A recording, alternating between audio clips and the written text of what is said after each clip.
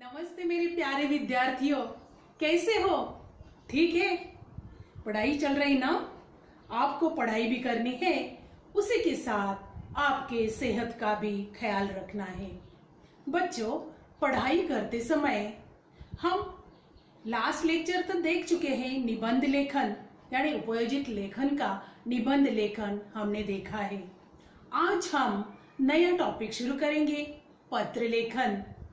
पत्र लेखन करते समय हमें ध्यान में रखना है कि पत्र के दो प्रकार है, एक अनौपचारिक और दूसरा अनौपचारिक।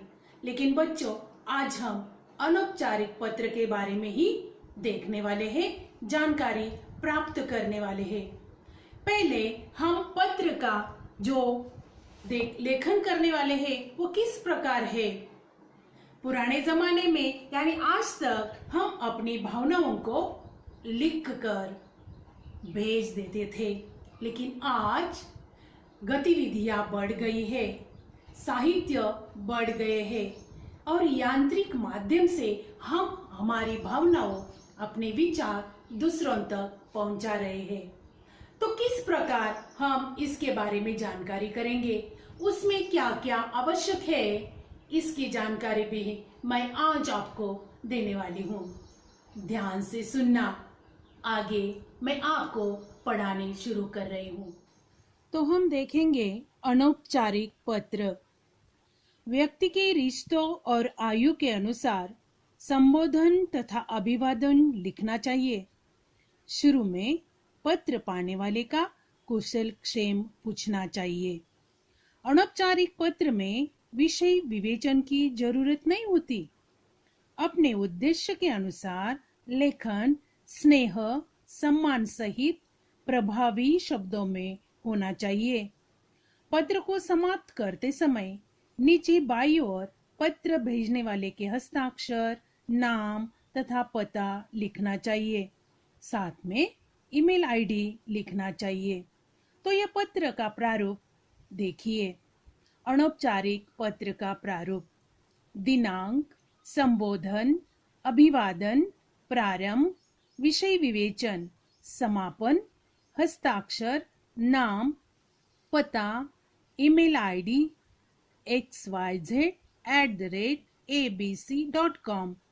पत्र लिखते समय इन मुद्दों का समावेश उसमें होता है।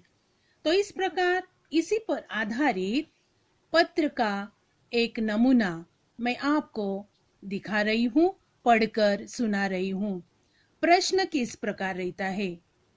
निम्नलिखित जानकारी पर आधारित पत्र लेखन कीजिए।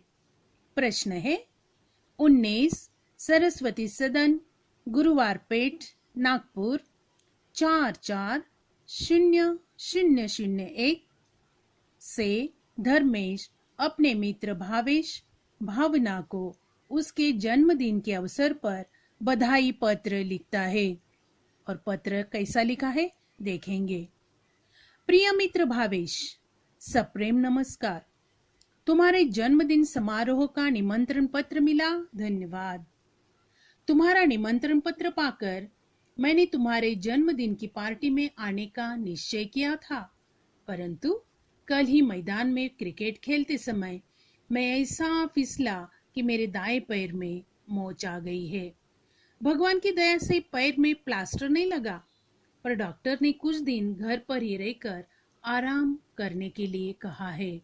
खैर, मैं शरीर से तुम्हारे यहाँ नहीं आ सकता तो क्या हुआ, मेरा मन तो तुम्हारे साथ ही है। मैं ईश्वर से प्रार्थना करता हूँ कि वह तुम्हें स्वस्थ, सुखी और दीर्घायु बनाए। तुम हमेशा सफलता की सीढ़ियां चढ़ते हुए आगे बढ़ते रहो। मेरी माँ भी तुम्हें अपने हाथ से बनाए गए स्वेटर के रूप में अपनी शुभकामनाएं भेज रही हैं। आशा है ये तुम्हें पसंद आएगा। स्वस्थ होते ही मैं तुम्हारे यहाँ जरूर आऊंगा। तुम्हारे जन्मदिन पर एक बार फिर हार्दिक अभिनंदन। तुम्हारा मित्र धर्मेश। 19 सरस्वती सदन, गुरुवार पेट, नागपुर 440001 xyz@abc.com। यह पत्र का नमूना मैंने आपको पढ़कर सुनाया और आपने देखा। उसी तरह तुम्हें 2 पत्र और लिखने हैं जो कि तुम्हारी नवनीत बुक से पन्ना क्रमांक 180 और 181 पर दिया है। स्वाध्याय लिखना है। विद्यार्थियों, मैंने आपको अनौपचारिक पत्र का नमूना दिखाया। उसी के आधार पर और 2 पत्र मैं आपको लिखने के लिए देने जा रही हूँ। देखकर ध्यान से लिखना, उनके सब मुद्दों को ध्यान में रखना। किस प्रकार पहला, दूसरा, तीसरा पॉइंट यानी शुरू से लेकर अंत तक किस प्रकार पत्र लेखन है। बच्चों ध्यान में रखो, पॉइंट के हिसाब से तुम्हें प्रश्न पत्र लिखना पड़ता है और उसी के आधार पर तुम्हें अंकदान यानी मार्क दिए जाते हैं। तो ध्यान देकर इस पत्र को देखना और देखकर अपनी निबंध की बुक में लिखना। स्वाध्याय पूरा करना है। अपनी सेहत का ख्याल रखो, खुश रहो और जल्दी हमें मिलने को आ जाओ। धन्यवाद।